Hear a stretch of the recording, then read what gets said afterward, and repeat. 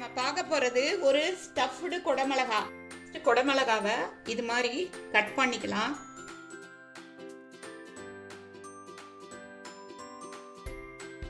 Cut பண்ணிட்டு இந்த உள்ள உள்ளதை அப்படியே எடுத்துடலாம். உள்ள உள்ளதை எடுத்துட்டு இப்படி உப்பு லெமன் ரெண்டையும் கலந்து வச்சிருக்கேன். அது உள்ள ஃபுல்லா அப்படி நம்ம வந்து தேய்ச்சி வச்சிடலாம். இதை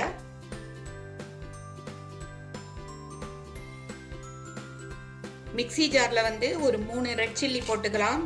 சீரகம் ஒரு ஸ்பூன் இருக்கிற மாதிரி போட்டுக்கலாம்.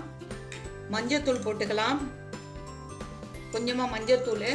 அதுக்கப்புறம் தேங்காய் வந்து இது மாதிரி குட்டி பீஸாக ஒரு 10 பீஸ் போட்டு ஃபஸ்ட்டு இதை நல்லா நைஸாக கிரைண்ட் பண்ணி கொண்டு வந்துடலாம்.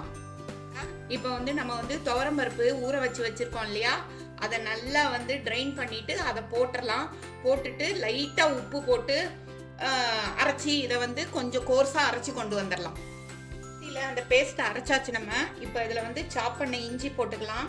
அப்புறம் வந்து கார்லிக் போட்டுடலாம். சாப் பண்ண கார்லிக் போட்டுடலாம். அப்புறம் வந்து ஆனியன்ஸ் வந்து ஒரு மீடியம் சைஸ் ஆனியன் 2 கட் பண்ணி வச்சுருந்தேன், அதையும் போட்டுறேன். போட்டுட்டு கொத்தமல்லி போட்டுடலாங்க. பாருங்கள், கொத்தமல்லியும் போட்டாச்சு. போட்டுட்டு அதுக்கப்புறமா வந்து இதில் வந்து கொஞ்சமாக லெமன் வந்து ஸ்க்வீஸ் பண்ணிக்கலாம் லைட்டாக. ஏன்னா நம்ம ஆல்ரெடி வந்து குடமிளகால தேய்ச்சிருக்கோம், அதனால லைட்டாக ரொம்ப லைட்டாக லெமன் ஸ்க்வீஸ் பண்ணிவிட்டு கொஞ்சமாக உப்பு போட்டுக்கலாம். அதுலேயும் உப்பு நிறையா இருக்குது, அரைச்சதுலேயும் போட்டிருக்கோம். இப்போ வெங்காயத்துக்கு தேவையான அளவு உப்பு மாத்திரம் போட்டால் போதும். போட்டுட்டு இந்த வந்து ஸ்டஃபிங் வந்து ரொம்ப திக்காக இருக்குது, அதனால் ஒரு 2 ஸ்பூன் இருக்கிற மாதிரி தண்ணி ஊற்றிக்கலாம். கொஞ்சம் இலகி இருந்தால் தான் வேகிறது ஈஸியாக வேகும். இப்போ வந்து இதை நல்லா கலந்துடலாங்க. கன்சிஸ்டன்சி இருந்தால் பர்ஃபெக்டாக இருக்கும். இப்போ வந்து இதை வந்து குடமிளகாக்குள்ளே நம்ம அப்படியே ஸ்டஃப் பண்ணிடலாம். இது மாதிரி குடமிளகாக்குள்ளே அப்படியே ஸ்டஃப் பண்ணிடலாங்க. ஸ்டஃப் பண்ணி இது மேலே வந்து இப்படி ஒரு மூடியை போட்டு மூடி வச்சிடலாம்.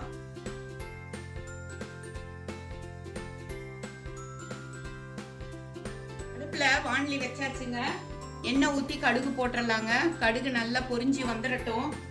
கடுகு பொரிஞ்சிருச்சு. இப்போ அது கூட கருவேப்பிலை போட்டுடலாம். நம்ம ஸ்டஃப் பண்ணி வச்சுருக்கோம் இல்லையா குடமிளகா, அதை இப்படி வரிசையாக அடுக்கிடலாம். அதை வந்து அந்த மூடி வந்து கழுண்டு விழாமல் இருக்கிறதுக்கு இது மாதிரி வந்து ஒரு கயிறு கட்டிடலாங்க. இது மாதிரி வந்து நம்ம அடுக்கி வச்சிடலாம். நல்ல சிம்மில் வச்சு அப்படியே மூடி வச்சு கலக்கணும்னா சூப்பரான ஸ்டஃப்டு குடமிளகா நமக்கு ரெடி ஆயிரும். மாதிரி இந்த தோல்லாம் நல்லா சுருங்குற வரைக்கும் நம்ம வந்து நல்லா வந்து கொஞ்சம் திருப்பி விட்டு செய்யணுங்க. இது நான் வந்து போட்டு ஒரு கரெக்டாக 15 மினிட்ஸ் இருக்கும். அடி கனமான பாத்திரத்தில் போட்டதால் ஓரமெல்லாம் நல்லா சிம்மில் வெட்டி பண்ணோம்னா நல்லா சூப்பராக வெந்து வந்துடுங்க. நம்மளோட ஸ்டஃப்டு குடமிளகா சூப்பராக ரெடி ஆயிடுச்சுங்க.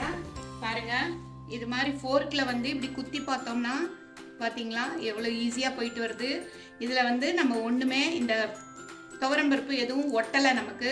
ஸோ உள்ளேயும் நல்லா சூப்பராக வெந்து வந்துருச்சுன்னு தெரியுது. இப்படி நம்ம பண்ணி பார்த்துட்டு இதை நம்ம எடுத்துடலாங்க. நூல் எடுத்துட்டு நம்ம கட் பண்ணோம்னா எவ்வளோ சூப்பராக நம்மளுக்கு வந்து ஒரு ஸ்டஃப்டு குடமிளகா ரெடியாக இருக்குது பாருங்கள். இது மாதிரி ஹாஃபாகவும் கட் பண்ணலாம், இல்லை இது மாதிரியும் நம்ம கட் பண்ணி நம்ம பரிமாறலாங்க. ஒரு சூப்பரான சுவையான ஒரு குடமிளகா ஸ்டஃப்டு குடமிளகா நம்மளுக்கு எக்ஸ்ட்ராடினரியாக ரெடி ஆயிடுச்சுங்க.